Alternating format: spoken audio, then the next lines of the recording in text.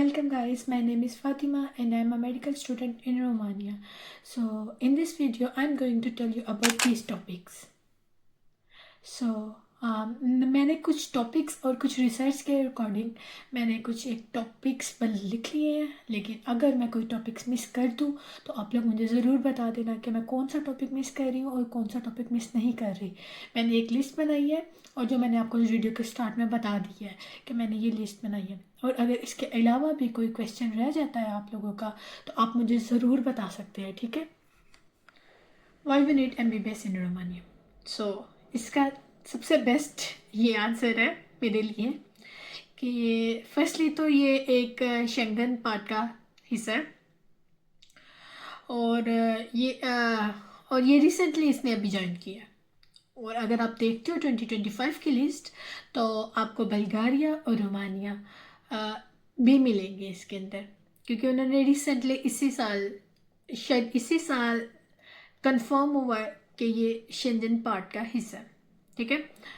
उसके बाद आप लोगों के लिए अगर आप रोमानिया से MBBS करते हो तो आपके पास डिफरेंट यूरोपियन कंट्रीज़ आपको वेलकम करती हैं कि आप आओ और हमारी कंट्री में आके विदाउट एनी एग्ज़ाम आप प्रैक्टिस कर सकते हो।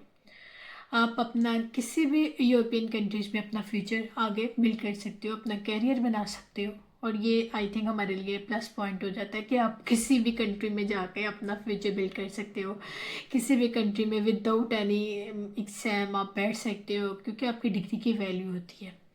और उसके बाद इसका एक और ज़्यादा सबसे अच्छा जो सा प्लस पॉइंट है कि रोमानिया में ही स्टडी करने के बाद ना आपको प्लैब भी नहीं देना पड़ता, जो कि आप जानते हो 2 से 3 कंट्रीज़ हैं, वेल डेवलप्ड कंट्रीज़ हैं, उसके लाइसेंस एग्ज़ाम है प्लैब। और उसके लिए आपको रोमानिया से अगर पढ़ते हो तो आपको वो नहीं देना पड़ता।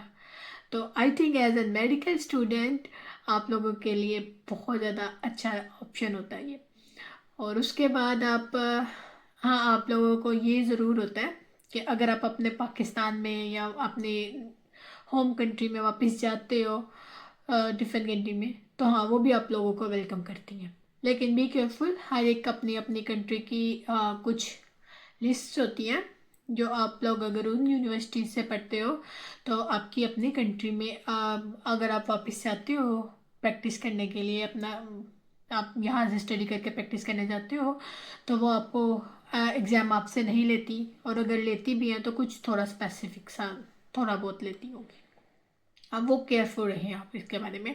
तो मुझे लगता है कि पाकिस्तान से जो एक दफ़ा बच्चा किसी यूरोपियन कंट्री में आ जाता है तो वो वापस पाकिस्तान जाके अपना प्रैक्टिस करने का नहीं सोचता, मेरा ख्याल है। हाँ सोचता है, लेकिन जब आप एक पॉइंट पे पहुंच जाते हो ना कि आप अच्छा वेल डेवलप, मतलब आप अपने करियर में सक्सेसफुल हो गए होते हो, तो फिर आप ये सोचते हो कि भाई अब अपनी अपनी कंट्रीज़ में जाए और अब वहाँ जाके सेटल होते हैं।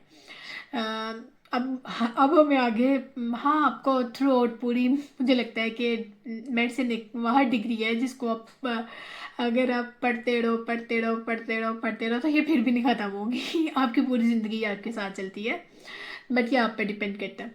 हाँ, अगर आप अपना करियर किसी और यूरोपियन कंट्री में बिल्ड करना चाहते हो, जो कि एक अच्छा ऑप्शन है सबके लिए, तो आपको विदाउट एन एग्ज़ाम वहाँ पे इजीली शिफ्ट हो सकते हो। और उसके बाद यहाँ पे आप रोमानिया में ही सेट हो सकते हो, और बट आपको उसकी लैंग्वेज भी सीखनी होती है।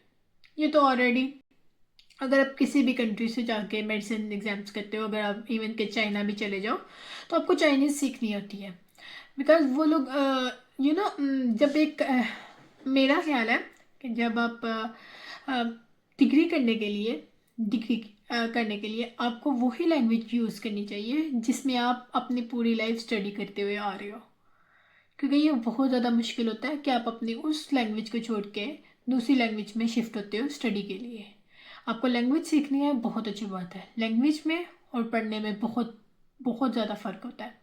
लैंग्वेज सीखना आपके लिए आसान होता है, किसी से कम्युनिकेट करना आपके लिए आसान है, लेकिन आपको स्टडी करना उस लैंग्वेज में बहुत मुश्किल है, क्योंकि जब आप एक कॉन्सेप्ट क्लियर कर रहे होते हो तो आपको सिंपली वर्ड्स में चाहिए होता है कि ये क्या चीज़ है। इवन के मुझे लगता है कि एज एन पाकिस्तानी और Indian students, I don't know कि दूसरी कंट्रीज़ में इंग्लिश में पढ़ाया जाता है या नहीं, but as an Indian and Pakistani students हम लोग अपनी पूरी लाइफ इंग्लिश में ही पढ़ते हुए आ रहे होते हैं। हमारे कुछ सिलेबस के कुछ बुक्स होती हैं जो इंग्लिश में नहीं होती, डिफरेंट लैंग्वेज में होती हैं, जैसे उर्दू या हिंदी में होती है, बट मोस्टली हम इंग्लिश में पढ़ते आ रहे हैं। मोस्टली ज़्यादा इंपॉर्टेंट तो बायो केमिस्ट्री और फिज़िक्स होते हैं और कुछ मैथ वगैरह होता है, तो वो हम लोग अपनी लाइफ में इंग्लिश में ही पढ़ते आ रहे होते हैं, और ये हमारे लिए बेस्ट पॉइंट है। और उसके बाद अगर देखा जाए इसका फ़ीस स्ट्रक्चर, तो अगर आप देखते हो बाकी यूरोपियन कंट्रीज़ को, जैसे पोलैंड है, पुर्तगाल है, फ्रांस है, डिफरेंट कंट्रीज़ है, तो वो बहुत ज़्यादा उनकी फ़ी है। अगर आप उनकी फ़ी एक दफ़ा देखो तो आपको पता चले कि उनकी फ़ी बहुत ज़्यादा है। अगर आप उसकी उन कंट्रीज़ की फ़ी और रोमानिया की किसी यूनिवर्सिटी की फ़ी देखो, तो आपको ऐसा लगेगा कि उस यूनिवर्सिटी की 1 साल की फ़ी इस यूनिवर्सिटी की 2 साल की फ़ी है। और विद अगर उसकी आप सिर्फ फ़ीस के बारे में देख रहे होते हो, तो शायद आपका इस रोमानिया की किसी यूनिवर्सिटी की फ़ी विद आपके जो रेंट और एक्सपेंसेस, मतलब ईच एंड एवरीथिंग एक्सपेंसेस मिला के वो बनता है 2 साल का। ठीक है।